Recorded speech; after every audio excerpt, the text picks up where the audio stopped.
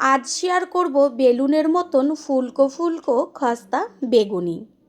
ঘন্টার পর ঘন্টা ঠিক এরকমই ফুলকো ও খাস্তা থেকে যাবে। নমস্কার বন্ধুরা, শ্বশুরবৌমা রান্নাঘর অ্যান্ড ব্লগ চ্যানেলে সকলকে স্বাগত। তাহলে কি করে তৈরি করব সেটাই দেখে নেওয়া যাক। বেগুনি তৈরি করার জন্য প্রথমেই এইখানে আমি একটা বড় সাইজের বেগুন নিয়েছি। এরপর বেগুনটাকে মাঝখান থেকে অর্ধেক করে কেটে নেব। তারপর মুখের দিকটা কেটে বাদ দিয়ে দেব।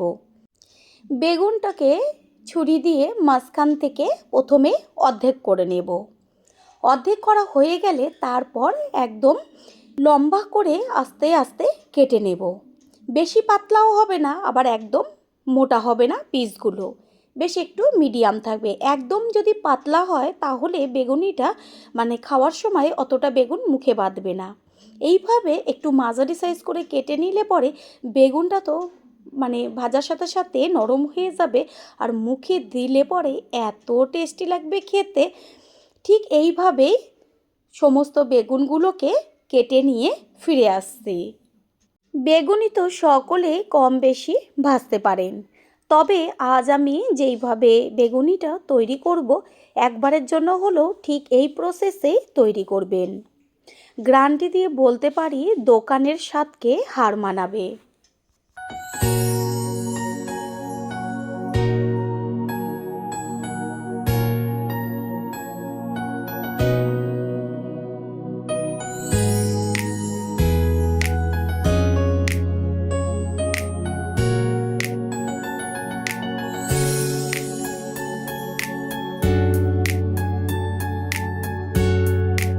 বেগুনের পিসগুলো কেটে নেওয়া হয়ে গেছে, আমি পিসগুলোকে দেখিয়ে দিচ্ছি। এরপর একটা বড় পাত্রের মধ্যে আমি দিয়ে দিচ্ছি বেসন। এখানে যে ছোট হাতাগুলো হয় তার 3 হাতা পরিমাণ বেসন দিয়েছি। বেগুনের পরিমাণ অনুযায়ী বেসনটা কম বেশি ব্যবহার করবেন। 3 হাতা বেসনের মধ্যে দিয়ে দিচ্ছি 1 হাতা পরিমাণ কর্নফ্লাওয়ার, দেব 1 হাতা পরিমাণ ময়দা। এই উপকরণগুলো অবশ্যই ব্যবহার করবেন। দিয়ে দিচ্ছি স্বাদ অনুযায়ী লবণ, আর দিচ্ছি ঝালের জন্য লঙ্কার গুঁড়ো, কালারের জন্য হলুদ গুঁড়ো। দোকানে ফুড কালার ব্যবহার করে, কোনো রকম ফুড কালারের দরকার নেই, হলুদ দিলেই একদম সুন্দর কালার চলে আসবে। শেষে আর একটু লবণের প্রয়োজন, সেই জন্য দিয়ে দিয়েছি লবণ।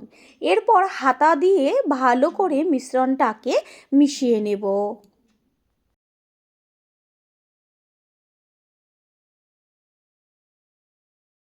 টেস্টটা বাড়াবার জন্য দিয়ে দেওয়া হলো 1 চা চামচ কালো জিরে। কালো জিরেটা দিয়ে আবারও কিছুক্ষণের জন্য মিশ্রণটাকে মিশাবো। আগে যে বেগুনির পিসগুলোকে কেটে রেখেছিলাম, এরপর একটা বড় পাত্রের মধ্যে জল নিয়ে বেগুনির পিসগুলোকে 3 থেকে 4 মিনিট মতন জলে ভিজিয়ে রাখবো। তারপর এই জলটাকে পাল্টে আবারও অন্য জল দিয়ে ধুয়ে পিসগুলোকে জলের থেকে তুলে ভালো করে জলটাকে ঝরিয়ে নেব। বেগুনের পিসগুলো থেকে জল ঝরে যাক, আর এদিকে মিশ্রণটাকে একটা ব্যাটার তৈরি করব। সেই কারণে প্রথমে অল্প অল্প জল দিয়ে একটা হ্যান্ড উইন্সের সাহায্যে ভালো করে ব্যাটার তৈরি করতে হবে। বেগুনির ক্ষেত্রে ব্যাটারটা পাতলা হবে না, বেশ একটু ঘন হবে, সেই কারণে অল্প অল্প জল দিয়ে একটু সময় নিয়ে ব্যাটারটাকে তৈরি করতে হবে। যত ভালো করে ব্যাটারটা ফেটাবেন ততই বেগুনি ফুলবে এবং খাস্তা হবে। পুরনো বন্ধুদের সবসময় আমাদের পাশে এইভাবে ভালোবেসে থাকার জন্য অনেক অনেক ভালোবাসা। দেখাই যাচ্ছে যে কিভাবে আমি ব্যাটারটা তৈরি করছি। বেগুনির যদি ব্যাটারটা ঠিকমতো তৈরি না হয় তাহলে কিন্তু বেগুনি একদমই ভালো হবে না। সেই কারণে একটু লক্ষ্য করুন ব্যাটারটা কিভাবে তৈরি হচ্ছে।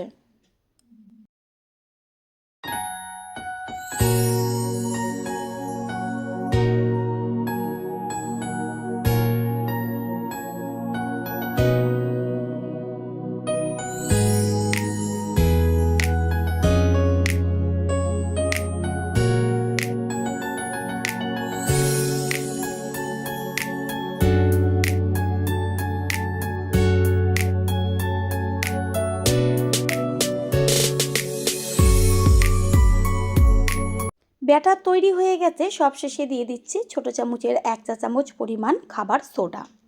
খাবার সোডা একদমই বেশি ব্যবহার করবেন না। বেসনের পরিমাণ অনুযায়ী খাবার সোডাটা কম বেশি ব্যবহার করতে হবে। এবার খাবার সোডাটা ভালো করে মিশিয়ে নেব। আর খাবার সোডা কখনোই আগে দেবেন না, যখনই বেগুনি ভাজবেন ঠিক তখনই খাবার সোডাটা মিশিয়ে তারপর বেগুনটা ভাজবেন।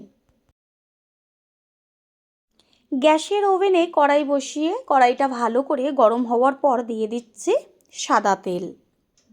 তেল গরম করে নিয়ে তারপর একটা করে বেগুনের পিস নিয়ে আস্তে করে বেসনে 2 পিঠই খুব ভালোভাবে চুবিয়ে দিয়ে তারপর বেগুনটাকে আলতো করে ধরে গরম তেলের মধ্যে ছেড়ে দিতে হবে। আর তেল যখন গরম হয়ে যাবে আর বেগুনটা ছাড়বেন তখন গ্যাসের ফ্লেম লোতে রাখতে হবে। গ্যাসের ফ্লেম মিডিয়াম টু লো করে বেগুনিগুলোকে ভাজবো। বেগুনিটা তেলে ছাড়ার পরে যে ঝাঁঝরি থাকে সেটাকে দিয়ে তেল একটু ওপরে ছড়িয়ে ছড়িয়ে দিতে হবে, তাহলেই একদম বলের মতন বেগুনগুলো ফুলে উঠবে। দেখাই যাচ্ছে যে বেগুনিটা কত সুন্দর ফুলে উঠেছে। এইভাবে এপিট ওপিট করে বেশ লাল লাল করে ভেজে নেব। এইভাবে যদি বেগুনি ভাজেন ঘন্টার পর ঘন্টা ঠিক এরকমই ফোলা অবস্থায় থেকে যাবে। বেগুনির 2 পিঠই খুব সুন্দরভাবে ভাজা হয়ে গেছে। এবার এটাকে তেল ছেঁকে তুলে নেব। একইভাবে আর একটা ভেজে দেখিয়ে দিচ্ছি। প্রথমে একটা বেগুনের পিস নিয়ে তারপরে বেসনের ব্যাটারে চুবিয়ে আস্তে করে গরম তেলের মধ্যে ছেড়ে দেব। একটুখানি ভাজার পরে ঝাঁঝরিটা দিয়ে তেলটা বেগুনির উপরে বেশ ছড়িয়ে ছড়িয়ে দিতে হবে, তাহলে একদম বলের মতন সুন্দরভাবে 2 পিঠই ফুলে উঠবে। প্রথমবার যারা আমাদের চ্যানেল ভিজিট করছেন তাদের আন্তরিক শুভেচ্ছা ও অনেক ভালোবাসা।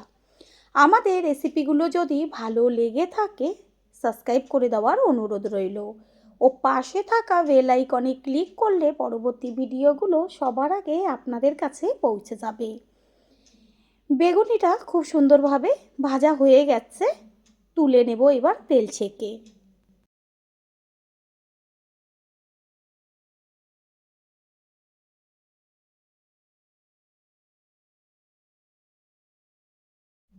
একইভাবে সমস্ত বেগুনিগুলো ভেজে নিয়ে ফিরে আসছি।